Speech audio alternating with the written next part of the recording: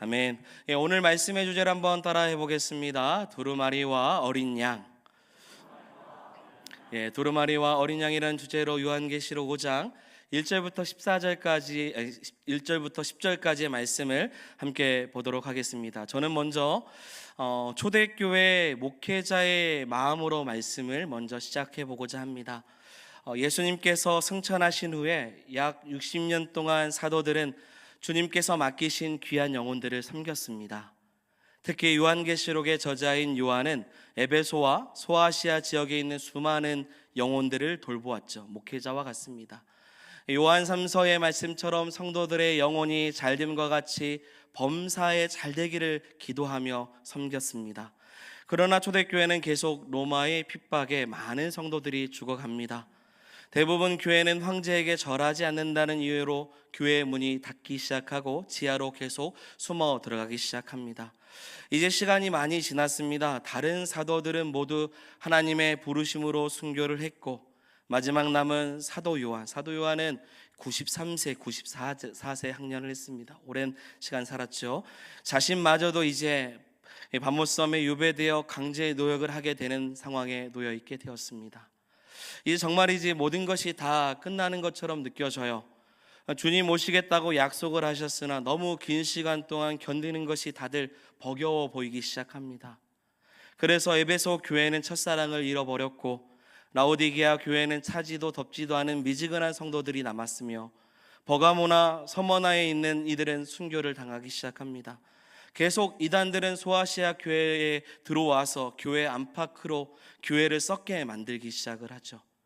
요한은 목회자로서 경건한 성도들이 짐승들에게 찢겨 죽임을 당하는 순교자의 삶을 사는 것을 보았습니다. 너무나도 아름다운 예배당이 불타는 것도 보았어요. 거짓 교사들로 인해서 진리가 왜곡되는 것도 경험합니다. 목회자로서 이 모든 상황이 좋지 않다라는 것을 알았지요.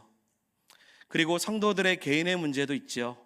그리고 신앙의 문제도 있고 가정의 문제도 있고 교회 공동체의 문제. 그러면서 주님의 무응답과 같은 시간들로 주님 다시 오시는 그날을 기대해야 되는데 그 날이 너무나도 멀기 시작함을 느끼기 시작합니다. 그러면서 과연 우리의 기도가 하나님께 상달이 되는가? 주님 오시는 그날이 분명히 있는 것은 맞는가? 우리가 갖고 있는 문제에 대한 해답이 있는지 의문을 가질 수도 있는 것입니다. 우리도 그렇잖아요. 우리가 기도했는데 우리 주님 다시 오심을 간절히 바라며 살아가는데 그렇게 믿음으로 살아가고 있지만 과연 주님 다시 오시는 게 맞는가? 과연 우리의 기도에 응답을 하시는 게 맞는가? 그런 궁금증이 사실 한 번쯤 가질 수 있는 거죠. 그런 가운데 하나님께서 바모섬에 있는 사도 요한에게 계시록의 말씀을 통해서 우리 4장도 봤죠? 천상 예배를 환상으로 보여주시는 겁니다. 마치 이제 끝이 없는 광야 가운데 있을 때 인생 가운데 오아시스를 만나는 것처럼 이제야 겨우 비참한 상황 속에서 뒤집어 엎을 수 있는 해답이 나오는 것 같은 환상을 하나님께서 보여주시는 거예요. 이 말은 도저히 답이 없어 보이는 여러분 믿음과 현실 사이에 지금 천상의 예배가 답인 것처럼 요한은 환상을 통해 보고 있다는 겁니다. 자, 그런데 문제가 나기 시작해요. 요한 자신이 생각하지 못한 상황이 환상 가운데 발생하기 시작해요. 그래서 요한은 오늘 본문에 보면 펑펑 울기 시작합니다. 다시 답답해지기 시작해요. 여러분, 요한의 눈물은 개인의 눈물이 아니라 목회자로서 하나님의 부르심을 받은 성도로서 복음을 전하는 사도로서 갖는 눈물이죠. 분명히 답이 있는 것처럼 환상을 보았고 길이 있는 것처럼 보았는데 마치 문이 없는 것과 같은 상황이 놓여진 거죠. 사도 요한은 이런 환상 가운데 눈물을 흘리기 시작해요. 힘겨워 믿음을 지키는 성도들에게 희망의 메시지를 전해야 되는데 지금 자신이 발견한 것은 오히려 절망처럼 보인다라는 것입니다. 그래서 계속 눈물이 나요. 오늘 요한의 눈물이 무엇인지를 사랑하는 여러분 생각해 보길 원하고요. 그리고 그 눈물을 닦아주시고 다시 성도에게, 교회에게 소망을 주시는 하나님의 계획을 살펴보기를 소망합니다. 오늘 말씀을 한번 들어가 보죠. 먼저는 우리는 한 달 전에 요한계시록 4장의 말씀을 통해서 이 주제가 뭐였냐면 우리 주 하나님이라는 주제로 말씀을 함께 보았습니다. 기억하시죠? 그때 설교의 핵심의 내용은 이거예요. 우리 주 하나님은 역사를 주관하시는 창조주이시며 그 주님께서 하늘 보좌에 앉으셔서 이 땅에 사는 성도들을 모른다 하지 아니하시고 하늘 문을 활짝 여시며 뭐라고 하시죠? 내게로 오라고 말씀하십니다. 그런 선포의 말씀을 함께 들었어요. 그래서 4장 11절의 말씀처럼 우리 주 하나님이여 영광과 존귀와 권능을 받으시는 것이 합당하오니 주께서 만물을 지으신지라 만물이 주의 뜻대로 있었고 또 지으심을 받았나이다 하더라. 아멘. 하나님께서 계시는 천상의 예배를 통해서 지상에서 우리가 드리는 그 예배가 헛된 것이 아님을 아는 거예요. 박해와 핍박을 받아도 끝까지 믿음을 지키는 성도들의 예배를 주님께서 기억하신다라는 겁니다. 그날에 하나님 앞에 영광을 올려드려요. 그리고 나서 5장입니다. 천상의 보좌에 앉으신 주님께 이 천상의 예배의 환상을 통해서 다시 한 번 더 요한에게 예언하시는 말씀이 오늘 우리가 시작되는 5장의 말씀이에요. 우리 1절 말씀을 같이 읽어보도록 하겠습니다. 읽겠습니다.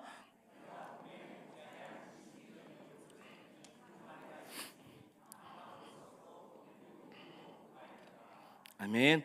먼저 본문의 말씀을 보니 보좌에 앉으신 하나님의 뭐예요? 오른손이 등장을 합니다. 여러분 1절의 오른손은 하나님의 주권과 능력을 상징하고 있는 단어입니다. 그리고 요한이 보니 보좌에 앉으신 이의 오른손에 무엇이 주어져 있냐면 두루마리 곧 책이 주어져 있다라고 이야기를 하고 있어요. 정리해 보면 이렇습니다. 하나님의 주권을 상징하는 오른손에 두루마리 책이 있는 것인데요, 이 말은 이 책과 관련된 내용이 하나님의 주권에 의해 결정이 된다는 거예요. 하나님 손에 있고 이 두루마리 책을 통해서 하나님의 주권과 하나님의 뜻이 있다라는 겁니다. 여러분 고대 세계에서 글이 쓰여지는 두루마리는 대개 함부로 일반에게 공개되지 않습니다. 계약서와 같은 거죠.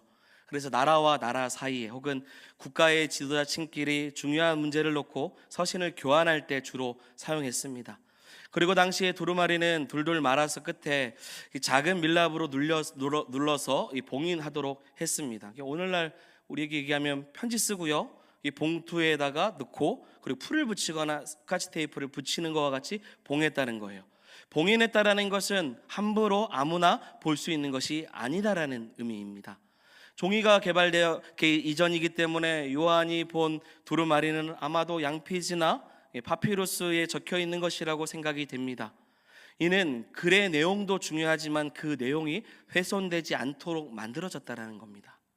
하나님 손에 들려진 두루마리가 어떤 것인지를 생각해 보려면요, 그림 하나 띄워주시고 조선시대 사극 드라마에 등장하는 이 비단으로 된 두루마리의 그것을 상상해 보면 이와 같은 것이구나 생각해 볼 수 있어요. 단지 요한계시록에서 나오는 두루마리는 더 특별하게 어떻게 되면 7인봉이 되어 있다는 거죠. 다음 그림 보면 7인봉이 되어 있어요.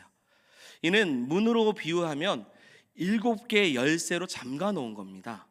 이는 너무나도 중요하고 극비의 문서라는 거죠.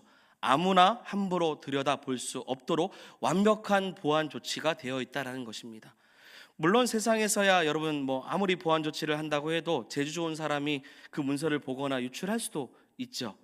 그러나 여러분 하나님 손에 쥐어져 있는 7인봉된 두루마리는 하나님의 허락 없이는 마음대로 열 수 있는 자가 없는 것입니다.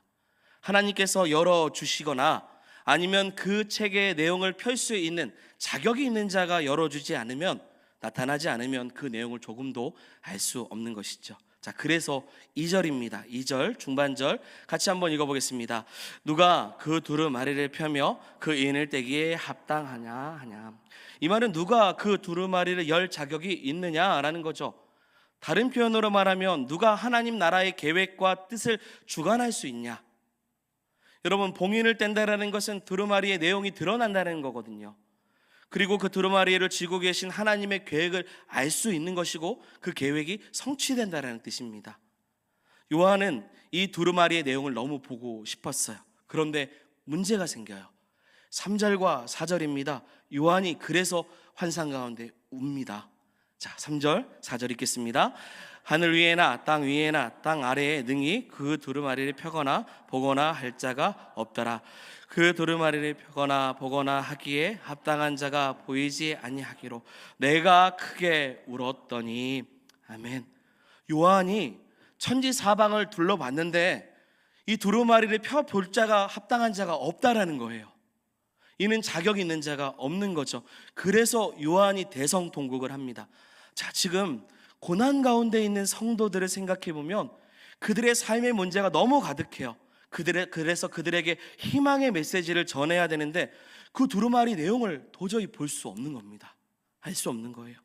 펴보기에 합당한 자가 없으니 목회자로서 눈물이 나요. 어떻게 해요? 더 답답하기 시작하죠. 두루마리만 펴면요, 이 땅에서 가지고 있는 모든 문제가 다 해결되는데, 이 땅에서 복음 때문에 고난을 받고 있고 괴로워하는 이들의 삶의 문제를 이 두루마리만 다 펴면 해결할 수 있는데 그 필자가 없는 것이죠. 사랑하는 여러분, 사람은요 항상 문제투성입니다. 그래서 인류는 인간이 경험하고 있는 모든 문제에 대안을 제시하고 그런 문제를 해결하기 위해서 여러 방향을 찾아갑니다.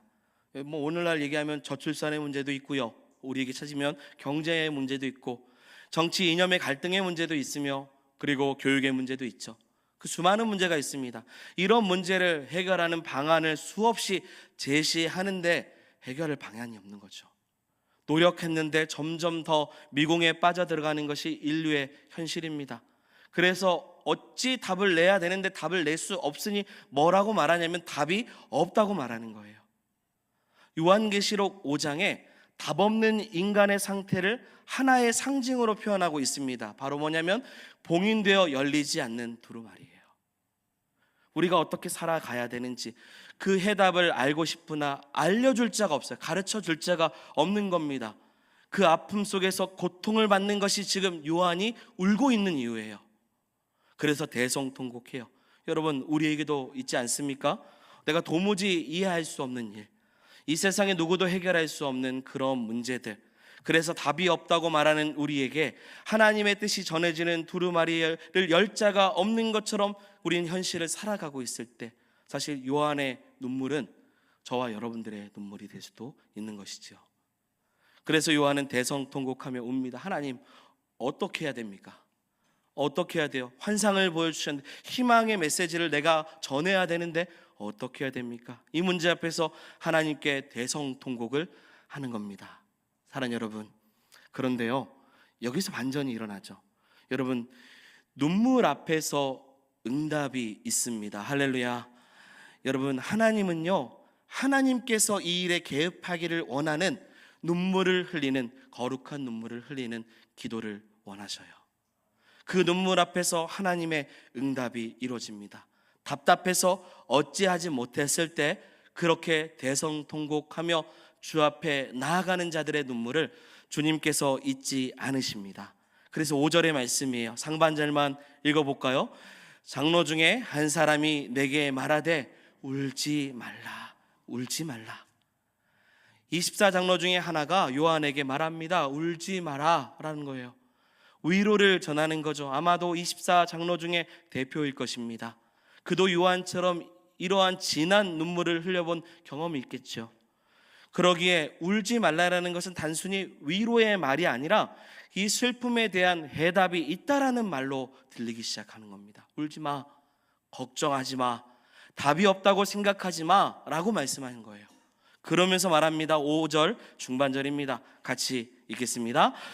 유대 지파의 사자 다윗의 뿌리가 이겼으니. 아멘. 장로는 임봉을 떼고 두루마리를 열 자가 있다고 말해요. 그리고 24장로의 대표는 그 두루마리 여는 일을 별명으로 소개합니다. 뭐라고 하죠? 유대 지파의 사자, 또 하나는 다윗의 뿌리라 라고 특이한 별명으로 소개합니다. 우리에게는 이게 낯선 표현이 될 수도 있는데 구약 성경에서 보면 이 두 표현 다 이미 누구를 향한 표현이냐면 메시아를 향한, 예언된 존재를 향한 표현입니다. 창세기 49장 9절의 말씀 상반절을 보시면 유다는 사자 새끼로다 내 아들아 라고 해요. 이 말씀 중에 9절 10절 이렇게 쭉 나오는데요, 유다 지파의 사자가 예언되었어요.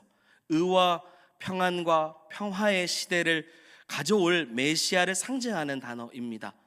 여기서 사자는 라이온 사자입니다. 그래서 권세 있는 왕을 표현하는 거예요. 또 하나 다윗의 뿌리에라는 표현이 나오죠. 이사야 11장 1절과 10절의 말씀입니다. 우리 1절과 10절 읽겠습니다. 이새의 뿌리에서 한 싹이 나며 그 뿌리에서 한 가지가 나서 결실할 것이요. 10절입니다. 그날에 이새의 뿌리에서 한 싹이 나서 만민의 가치로 솟을 것이요.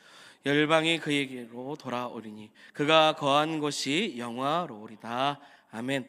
이처럼 유다 지파에서 온 사자요 다윗의 뿌리 되시는 분이 두루마리를 어떻게 했어요? 여셨다라고 이야기를 합니다. 우리는 너무 답을 잘 알고 있지만 이어지는 6절의 말씀을 통해 그분에 대한 소개를 더 듣겠습니다. 우리 본문 6절의 말씀이에요. 읽겠습니다. 내가 또 보니 보좌와 내 생물과 장로들 사이에 한 어린 양이 서 있는데 일찍이 죽임을 당한 것 같더라. 그에게 7뿔과 7눈이 있으니 그 눈들은 온 땅에 보내심을 받는 하나님의 7 영이더라. 아멘. 분명히요 4절 5절에 유대 5절이죠. 유대 지파의 사자요 다윗의 뿌리라고 불렸는데요, 요한은 그렇게 불린 분을 6절에 보니 사자도 뿌리도 아닌 뭐라고 이야기를 하죠? 어린 양이라고 이야기를 합니다. 그러면서 일찍이 죽임을 당한 것 같다라고 하죠. 이 말은 이미 죽음의 흔적을 지니고 있다라는 거예요. 요한은 바로 그분이 누구인지 알았어요. 나의 모든 죄를 짊어지시고 인류의 모든 죄를 사하시고자 십자가에 친히 달리신 분이심을 알았습니다. 다시 오시겠다고 약속하셔서 지금도 초대교회 성도들이 끊임없이 기다리고 있는 그분이라는 사실을 알고 있었어요. 바로 나의 구주 예수님이시군요. 그 어린 양을 바로 알아본 것입니다. 여러분, 다시 오지 않을 것 같았고 우리를 잊은 것 같았는데 우리가 아무리 기도해도 응답하지 않으신 것 같은 그 오해 속에서 살고 있는 그러한 사람들에게 보좌에 앉으신 하나님의 계획이 담긴 그 책을 여실 분이 예수 그리스도라는 것을 알려주시는 거예요. 그분은 7뿔을 갖고 계시고요 7눈을 가지고 계십니다. 뿔은요 권능과 능력을 말합니다. 눈은 통찰력을 의미해요. 7눈은 하나님의 7영을 말하는 거예요. 7영은 결국 성령님을 말합니다. 그 눈이 성령과 동일시되는 것은 성령이 예수의 영을 의미하고 있기 때문입니다. 이는 예수 그리스도가 성령으로 충만하셔서 모든 것을 다 통찰하시고 보고 계신다라는 거예요. 그 예수님만이 그 두루마리 책을 어떻게 해요? 여신다라고 소개합니다. 자, 7절입니다. 여셨어요. 같이 읽어보겠습니다. 그 어린 양이 나와서 보좌에 앉으시니 오른손에서 두루마리를 취하시니라. 아멘. 여기서 어린 양이 하나님의 오른손에 책을 취했다라는 거, 그 두루마리 곧 하나님의 계획과 여러분 우리의 인생의 모든 문제를 성취하고 해결해 주실 분은 오로지 예수님밖에 없다라는 얘기예요. 여러분, 성경은요, 자, 오해하지 마시고 드십시오. 인생에서 일어나는 모든 문제 해결책을 세세하게 제시하는 책이 아닙니다. 모든 삶의 문제에 대한 구체적인 답을 성경에서 다 찾으려는 시도는 성경의 의도를 넘어선 과한 해석이 될 수 있어요. 마치 이거 비법책, 매뉴얼, 그래서 내가 문제를 처음에 이거 다 여기서 찾아보려고 하는, 이렇게 생각을 해볼 수 있어요. 그런데 아닐 수 있는 거예요. 여러분, 그렇다면 성경은 과연 무엇을 다루는 책일까요? 성경은 과연 무엇을 다루는 책일까요? 성경은요, 문제의 근원을 다루는 책입니다. 문제 자체보다 그 문제의 원인과 그 원인을 고치시는 하나님의 방식을 다루는 책입니다. 그렇다면 문제의 근원을 먼저 해결하면 되는 거예요. 그렇다면 인간이 가지고 있는 그 모든 문제의 근원이 무엇일까? 이것만 해결하면 성도들이 이 땅 가운데 살아갈 때 다 괜찮은 거예요. 어떤 고난이 와도, 경제적인 문제, 건강의 문제, 자녀의 문제, 이 모든 문제가 있지만 가장 근본적인 것을 성경에서 발견하면 이것만 해결하면 다 되는 겁니다. 그 문제가 무엇입니까? 바로 죄의 문제죠. 죄의 문제를 해결해야 된다는 겁니다. 그리고 그 문제를 해결하는 방법이 바로 구원이에요. 모든 인간에게 가장 시급하게 필요한 것은 구원인 줄 믿습니다. 이 자리에 있는 모든 성도 여러분, 구원의 문제가 먼저예요. 죄 사함을 받고 죄 씻음을 통해서 사랑하는 여러분, 구원의 확신을 갖고 사는 것이 먼저인 줄 믿습니다. 구원의 문제가 해결되면 나머지 문제는 다 부수적인 겁니다. 구원의 길을 상징하는 두루마리는 봉해져 있어요. 펼치기만 하면 모든 문제의 근원을 다 해결할 수 있는데 그 두루마리가 7인으로 완전히 봉해져 있어요. 그 봉을 열 수 있다면 좋은데 열지 못하면 우리는 구원함이 없는 거죠. 그 두루마리를 열지 못하면 우리 인생에 주어지는 모든 문제도 답이 없음이 되는 겁니다. 그 책을 열지 못하면요, 결코 우리는 웃을 수도 없어요. 그래서 다시 말씀 보시면 2절에 힘이 있는 전사가 큰 음성으로 외쳤어요. 누가 이 두루마리를 펴며 그 인을 뗄 수 있느냐라는 거예요. 인간보다 능력이 많은 천사도 자신은 펼 수 없다라는 거예요. 그러면서 이 책을 펼사가 누구인지 큰 소리로 외치는 겁니다. 요한도 말합니다. 하늘 위에나 땅이나 땅 아래나 어느 곳에서도 두루마리를 펼 사람이 없다고 말해요. 자, 여러분, 저를 보시고요. 이 세상에 어떤 사람도 이거 못 엽니다. 두루마리 못 열어요. 자신 믿으면 구원 받는다는 둥, 자신이 흰 말을 타고 와서 두루마리를 편다는 둥, 어떤 인간도 이거는 못 엽니다. 하나님의 교회, 안산홍, 장길자 못 엽니다. 통일교, 문선명, 한학자 못 열어요. 신천지도 못 엽니다. 구원파도 못 열어요. 아무도 못 엽니다. 지금도 한국에서는요, 자칭 자신이 하나님이라고 말하는 사람이 20명이 넘고요, 재림 예수라고 말하는 사람이 50명이 넘어요. 정확한 수치는 아닙니다. 하지만 그만큼 많다는 거예요. 그런데 보좌에 앉으신 하나님의 손에 들려있는 두루마리는 사랑하는 여러분, 예수님만 열 수 있어요. 예수님만 열 수 있는 능력이 있습니다. 결국 어린 양 대신 예수님 손에 뭐가 있냐면 구원이 달려있는 겁니다. 우리가 그래서 신앙생활하는 거예요. 교회 생활하는 거예요. 예수 그리스도 한 분 외에는 다른 구원자의 이름이 없음을 기억하기를 소망합니다. 세상 어떤 지혜자도요, 어떤 권세자도 우리의 구원자가 될 수 없어요. 하나님 손에 있는 두루마리의 책을 열어 보여줄 자가 없는 줄 믿습니다. 오직 하나님의 아들로서 우리의 모든 죄를 사하시고 대속해 주신 예수 그리스도 한 분 외에는 우리의 구원자가 될 수 없는 것입니다. 그분만이 7뿔이 있고요, 그분만이 7눈을 가지신 능력의 분이십니다. 우리는 하나님 손에 있는 책을 열어 보여줄 자가 없어서 통곡하는 요한의 마음을 기억해야 돼요. 하나님 말씀 앞에서 답답해서 갑갑해서 어떻게 우리 인생의 문제를 해결해야 될까? 예수 그리스도를 찾지 않고 세상을 찾고 다른 것을 쫓고 있다면 우리는 다시 한 번 더 요한의 눈물을 기억해야 됩니다. 주여, 요한의 마음처럼 우리의 눈을 열어주셔서 답답한 우리의 현실 속에서 우리를 구원하신 예수 그리스도를 바라보게 해 주시옵소서. 어린 양이 이 책을 취함을 우리가 알게 하시도록 예수 그리스도를 나의 구원자로 믿고 그분께 우리의 모든 인생을 맡기는 성도가 되게 하여 주시옵소서. 이런 마음의 고백을 가지고 주 앞에 나아갈 줄 믿습니다. 자, 그렇다면 이제 어린 양이 두루마리 책을 취하자마자 어떤 일이 일어나기 시작해요. 이거 정말 귀한 일입니다. 이 8절의 말씀입니다. 자, 8절 같이 읽겠습니다.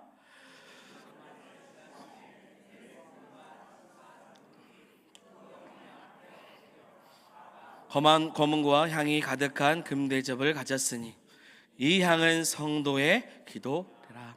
아멘.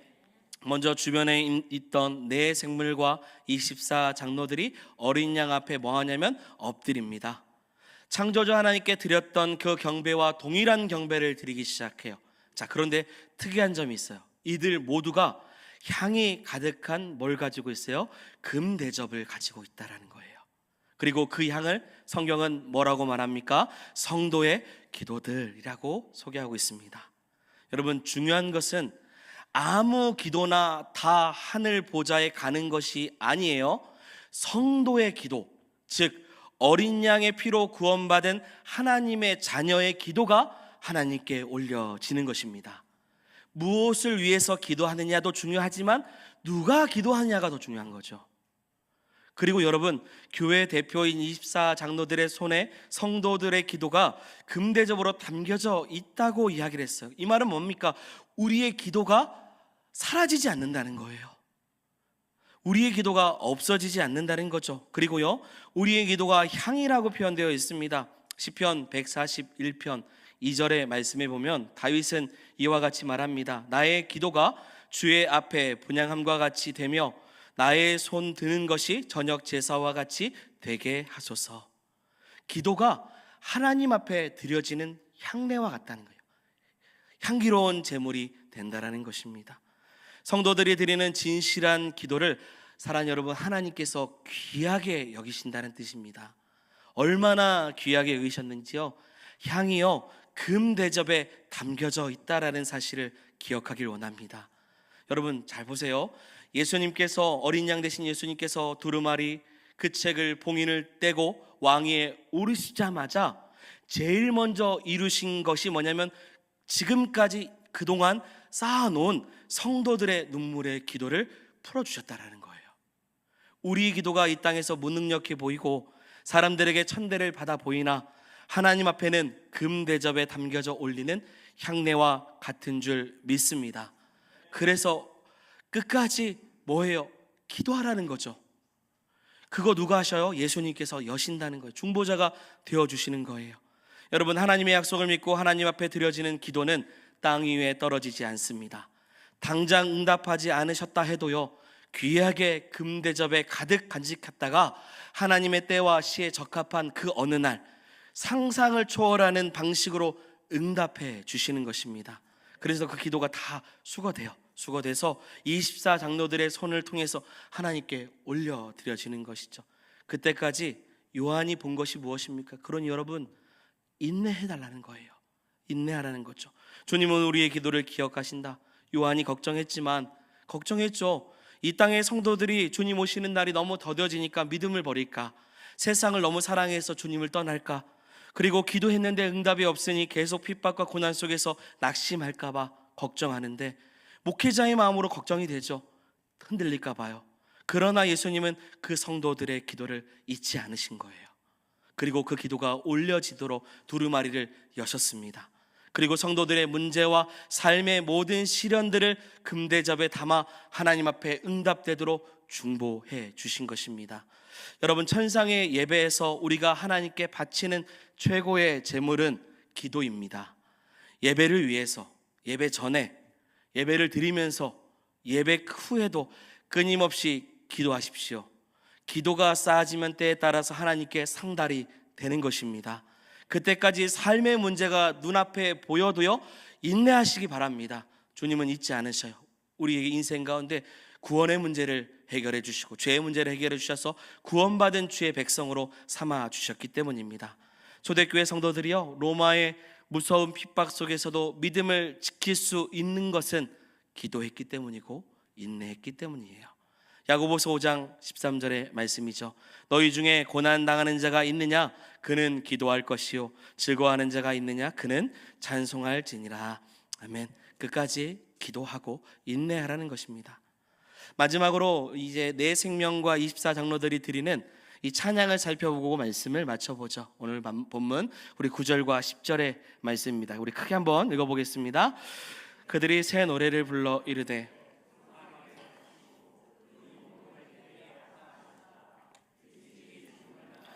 각 족속과 방언과 백성과 나라 가운데서 사람들의 피로 사서 하나님께 드리시고 그들로 우리 하나님 앞에서 나라와 재산들을 삼으셨으니 그들이 땅에서 왕노릇 하리로다 하더라. 아멘. 그들은요, 어린 양 예수 그리스도가 하나님 손에 들려진 책을 가지고 임봉을 떼기에 합당한 분이심을 인정하며 찬송합니다. 그러면서 예수님께서 일찍 죽임을 당하셨던 것을 또한 찬송해요. 이와 같이 찬송하는 것은 예수 그리스도의 십자가의 대속으로 말미암아 하나님의 구원의 역사가 이루어졌기 때문입니다. 그리고 예수 그리스도로 말미암아 택함 받은 백성들이 피로 사신 그 은혜를 힘입어서 구속함을 받고 주의 백성이 되었기 때문이죠.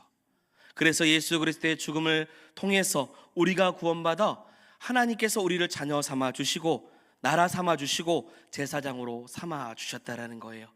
이와 같이 하나님 앞에 영광을 올리며 이 땅에서 왕노릇 하는 귀한 축복을 성도들에게도 허락해 주신다.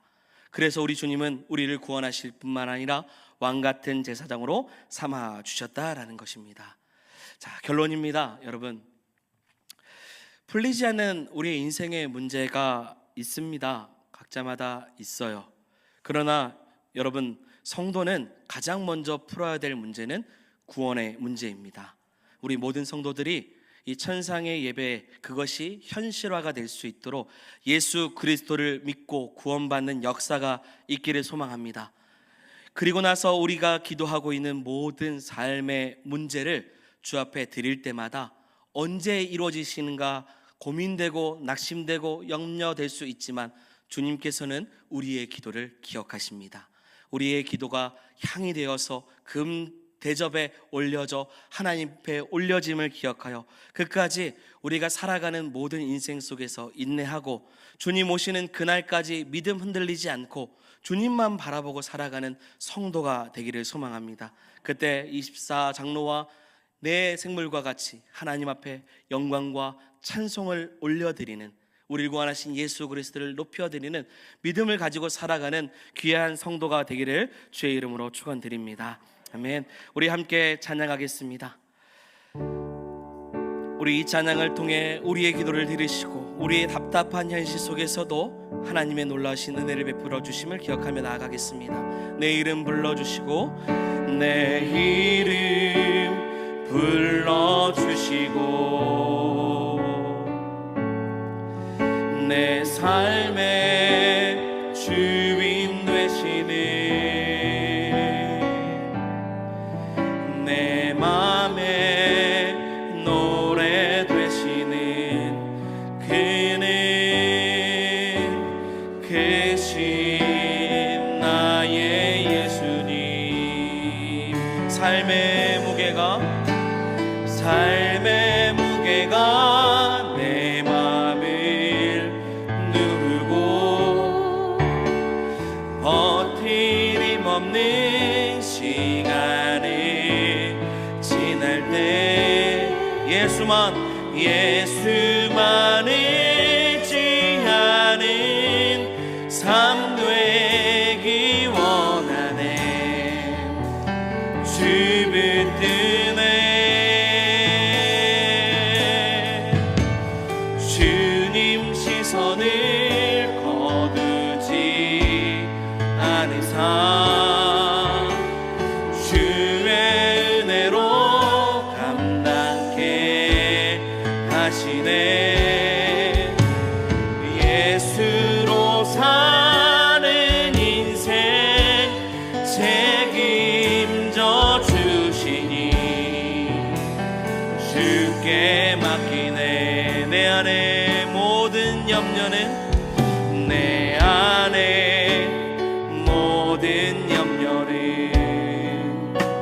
절실한 기도되리라. 절실한 기도되리라. 답답한 현실 속에서 주만 온전히 바라봅니다. 삶의 무게가 내 맘을 누르고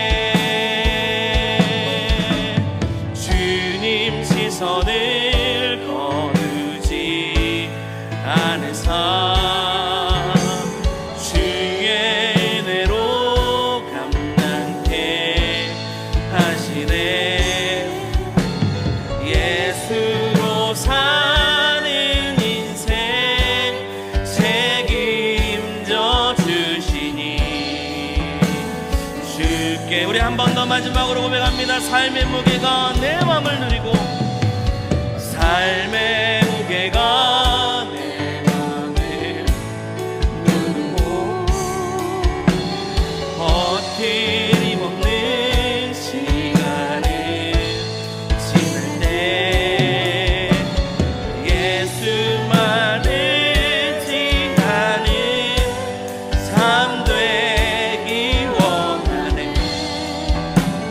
주 붙드네. 주님 시선을 거두지 않는 삶, 주의 강단케 하시네. 예수로 사는 인생 책임져 주시니 주께 맡기네. 예수로 사는 인생, 예수로 사는 인생 책임